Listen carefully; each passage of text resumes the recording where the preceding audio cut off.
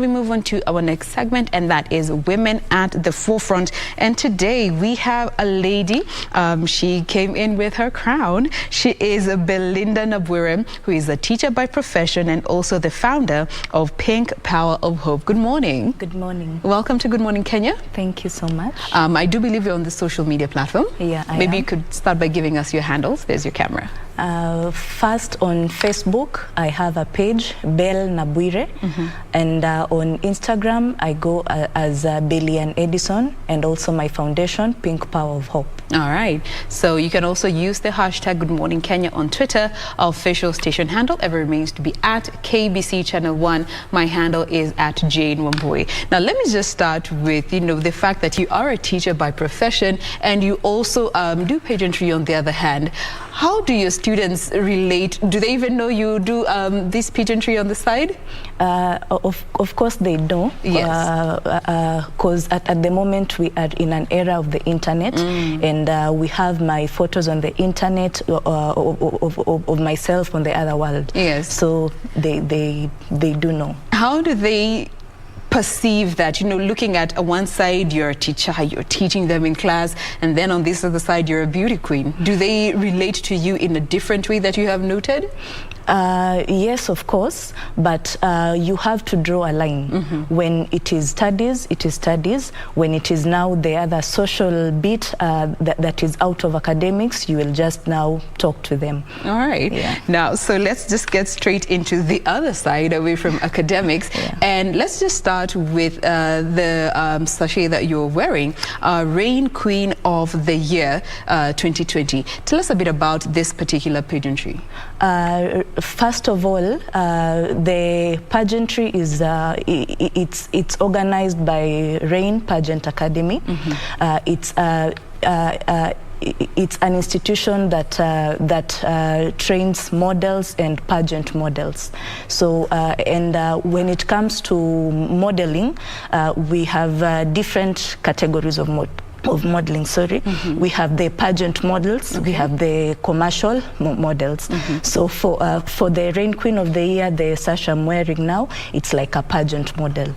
Yes, so we had the first edition in 2020 where I won, and we are organizing the second edition this year, starting on Monday. So we'll have a boot camp, and for the case of in 2020, our theme was teen pregnancy awareness, because as we are aware, in 2020 we had the highest of teen pregnancies.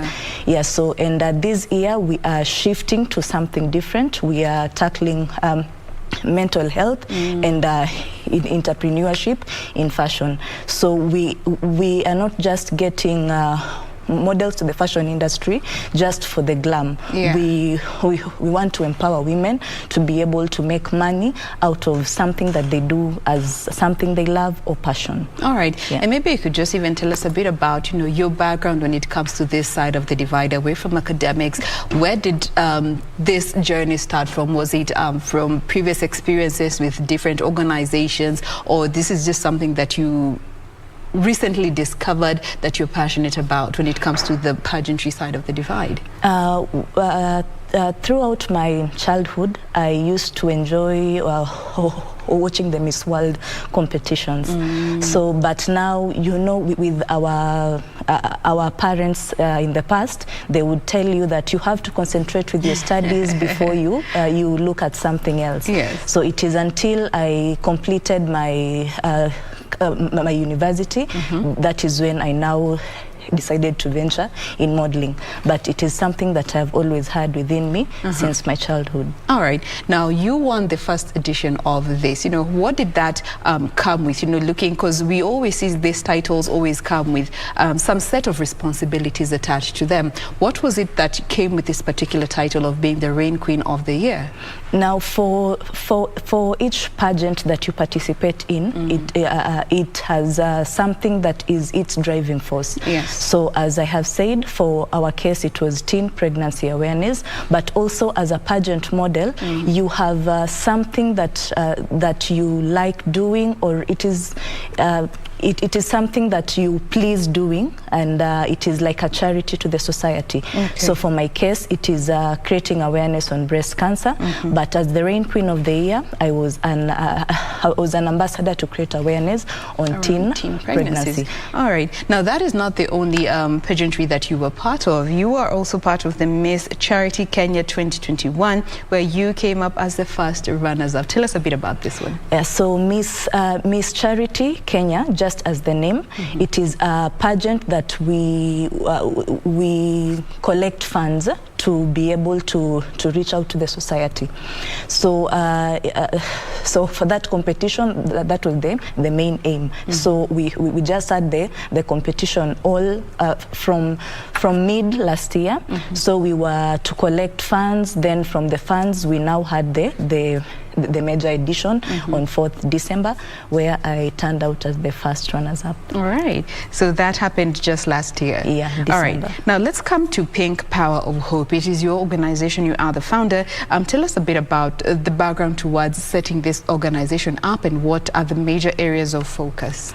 Okay, so for Pink Power of Hope, I started the organization in 2020 when I was competing in the Rain Queen of the Year. Yes. So one of the preliminary competitions was for you to bring out your pet project.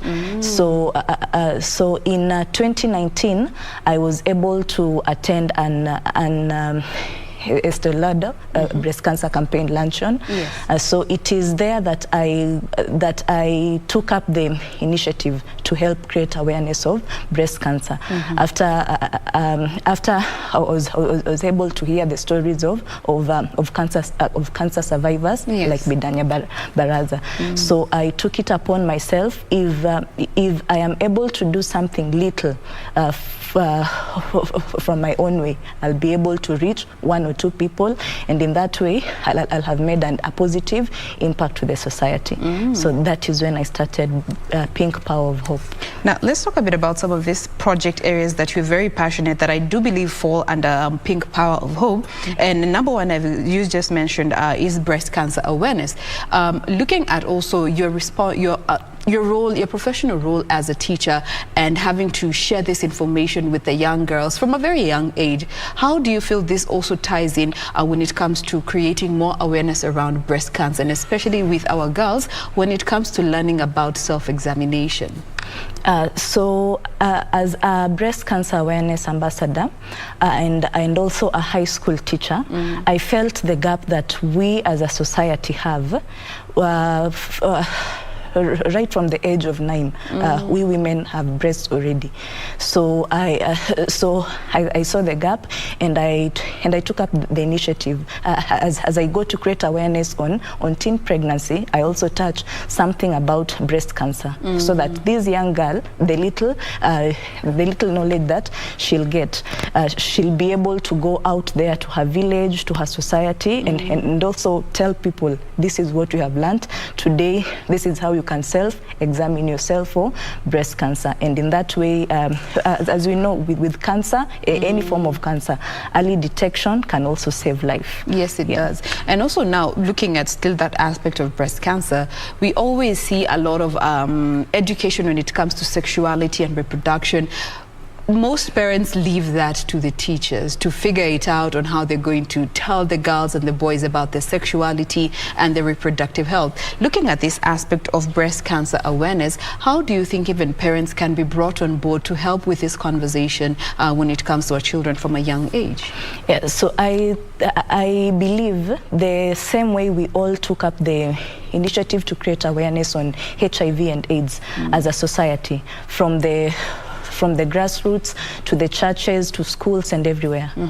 We can also do the same when it comes to cancer, because an informed society is a powerful society. So if everybody knows something little about cancer, they will be able to share with each other from their experience, from them surviving and everything. So and with this information, we'll be able to detect it when it is very early. We'll also be able to get help if we cannot be able to help ourselves. All right. Yeah. And this is actually part of a conversation that we were having just here yesterday when it comes to cancer treatment in Kenya. Early detection is always the problem because, first of all, the flow of information could be a problem, which in turn brings a gap when it comes to the transfer of knowledge from the professionals to the common mwananchi when it comes to being able to detect these signs and symptoms when they start to manifest. So awareness is really key when it comes to the prevention part of any form of cancer that we are witnessing as a country. Now, the other area that you are very passionate about is self-care. And I don't know, when you talk about self-care, what do you really mean? Is it all about the girl child, also including the boys? How do you approach it? As the Rain Queen of the Year, the self-care, we were tackling it to the teen mothers. Because you find that most of these teen mothers, after the incident, maybe they were raped, they were assaulted, they were taken advantage of. In most cases, they will not have someone to open up to, someone to talk to, so they will be withdrawn. And in most cases, these are the things that lead to suicide. So now, as the day of proceeding, we saw that it's not just something that is just for the teen moms alone. Yes. And that is why for our Rain second edition, our theme is mental health, because it is something that is affecting both the young, teenagers, the old, everybody. Yes. Yeah. And just recently, on 30th of January, in the pageant world, we lost someone who was very key in the pageant world, the Miss USA 2019. And it is something that, after she passed on, we were able to write so much good things about it, about her. So we just thought, and so if maybe we are able to tell people these things when they are still alive, these will just change them and see that they have some value to somebody else's life. It has a greater impact when they're still alive. Be kind to people. Don't wait until it's too late for you to start being kind. Start being kind now. Start being kind now. I like that.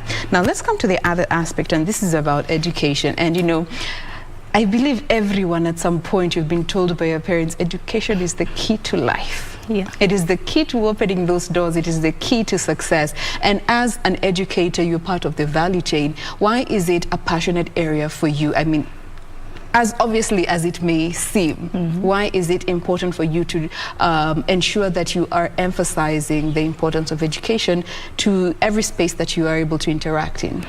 First, any form of education is valuable, be it formal or informal. As we walk through the journey of education from your childhood to your adulthood, you are able to associate with people. You are able to change your social thinking, your thinking in terms of your social life, academics life, and that is the most important thing. It is the process of education. Sometimes you might not be gifted academically, but the value that you get through the process of education, it is what matters the most. All right. Yeah. No one can take that away from you. No one can take a skill away from you. Now, let's come back to Pink Power and just look at, since you founded it back in 2020, are there any projects that, you know, you have and initiatives that you have been involved in, and maybe you could tell us a bit about that and the impact that you saw from actually setting these initiatives in motion? Yeah, so far as Pink Power of Hope, on matters breast cancer, we've just been using the Instagram handle to be able to create awareness, but I've just been focusing on the teen pregnancy bit. So as Pink Power of Hope, we've been helping to end the period shame, and also to create awareness on teen pregnancy. So we've worked together with Spirit of Giving. We have also been working together with Tabitha Aguko from Technical University of Kenya to be able to collect sanitary towels that she's able to help people in Siaya. All right. Yeah. And what has been, you know, because I'm sure it hasn't been just a smooth ride through and through. Yeah. You have encountered your fair share of hurdles here and there. What are some of those areas that you have been having a bit of challenge dealing with? Yeah, so being a foundation that I have I've started by myself, I have had ups and downs. So you do something, it does not go as you wish. You wish to do something, but because of the little experience that you have, your expectations are not met. So, but I thank the journey that I've had with the Rain Pageant Academy. They've been able to guide me, and from the guidance, they have told me that it's not a must that everything you do, you will start it from scratch as Pink Power of Hope. You can also be able to team up with another organization and help out there, and that has been a success because recently we were able to visit the KNH Children's Cancer Center. So with the spirit of giving, and it is really working well. It's working out well. Yeah. Now, when you talk about cancer, there's also the stigmatization that comes along with it, and especially for women being breast cancer, it's a very sensitive area, and you find a lot of stigmatization around this. How do you think we can best support cancer victims and warriors when it comes to also, in as much as we want to champion the conversation around breast cancer awareness, bearing in mind that there's somebody who has gone through that journey and we need to know how to also communicate with them? First, as a society, we need to know that for each and everything that comes our way, it has its positive and its negative. Yes. However, for cancer, we can't talk about the positive bit. Just maybe to say it makes us strong, because when you don't have cancer to when you have cancer, you really have to have the strength to keep pushing by the day. So first, as a society, we need to know that these people who are cancer patients, it might be you tomorrow, it might be your brother, it might be your sister tomorrow. So when you get someone who is in that condition, just take it as if it's yourself, as if it is someone that you really know. And also think, if it were you and whatever it is you're doing to this person would be done to you, is that what you would want or not? Okay. Yeah. All right. So put yourself in the other's shoes. Sure. Now, you had mentioned that the theme this year when it comes to the Rain Beauty Pageantry is about mental health awareness. What is the end goal with this particular theme? First, we would like the society to know that we are all abled different, and your strength is my weakness, but my strength might also be your weakness. Yes. So we should be able to appreciate ourselves in our different capabilities that we have. Then also apart from that, we as a society, we should be able to accommodate each other. We should be able to be kind. We should be able to tolerate each other in the society, because it is these small things that lead people to be depressed, and in the end we have the cases of suicide and mental health.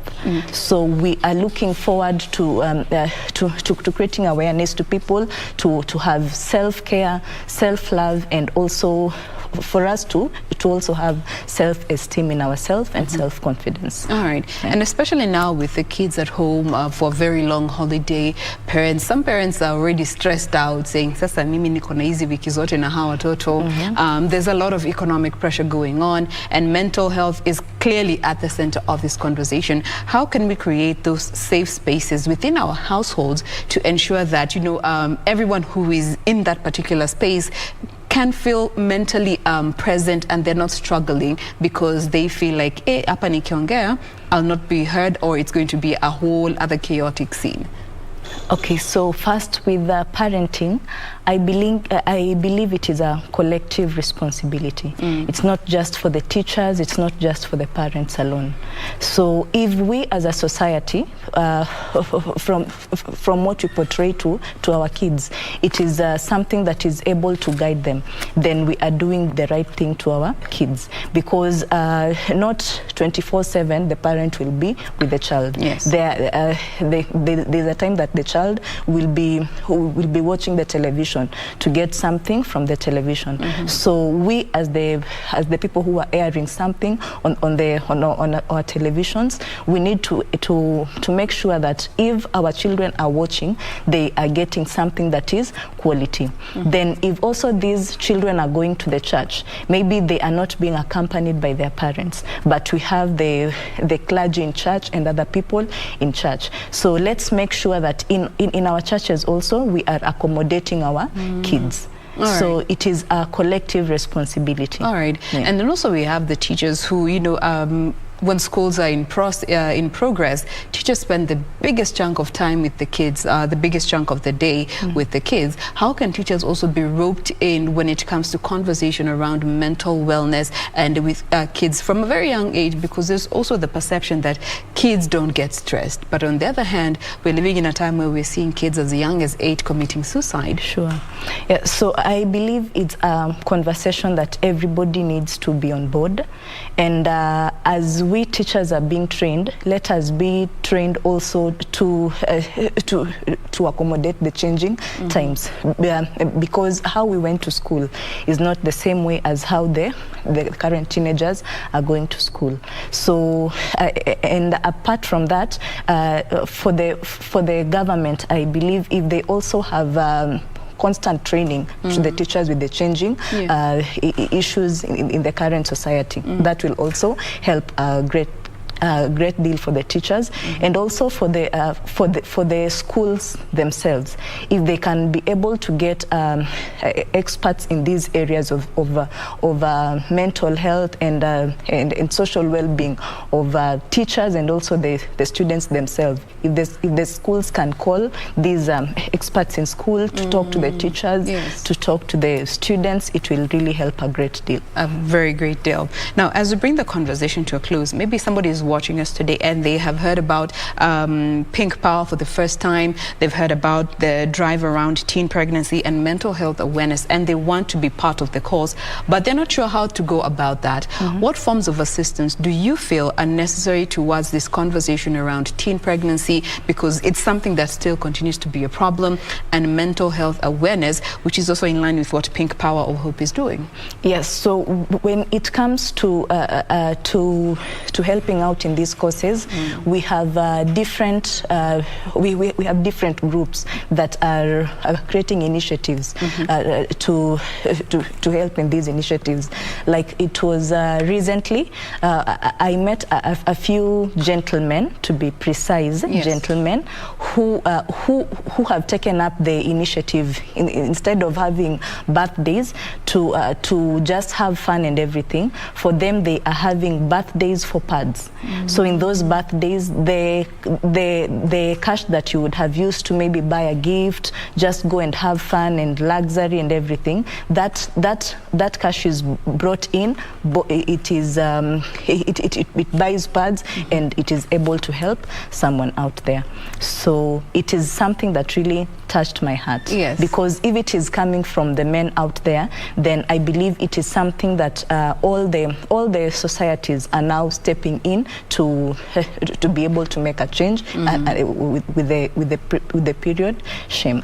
It starts with the little that you can, which is where you are. Yeah. All right. Now that we have to bring the conversation to a close at that particular point, but in regards to your closing remarks about the pageantry and Pink Power, what would be your message to our viewers today? And also you could give us the social handles. All right. So for the Reign Queen of the Year 2nd edition, we'll be starting our training next week on Monday.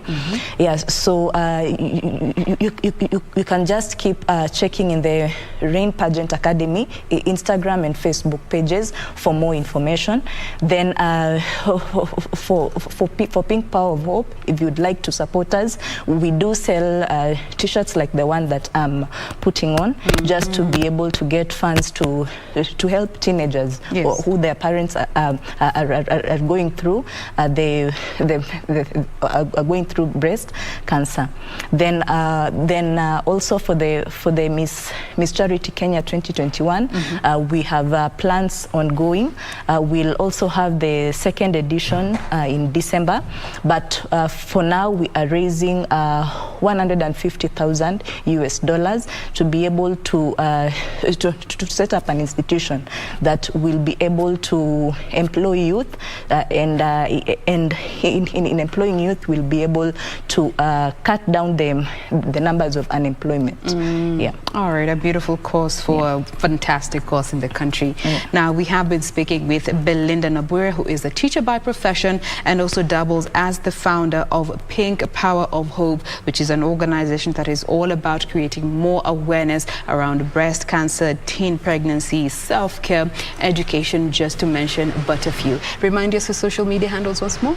On Instagram, I go by the name Belynder Edison. On Facebook, I have a page, Bel Nabwire, and also for my foundation, Pink Power of Hope, you'll find it on Instagram. All right, there you have it. So feel free to interact with her via those various communication platforms. But for now, we want to say thank you for being with us. Be sure to join us again tomorrow morning, right here on Good Morning Kenya. My name is Jain Wambui. Bye-bye for now.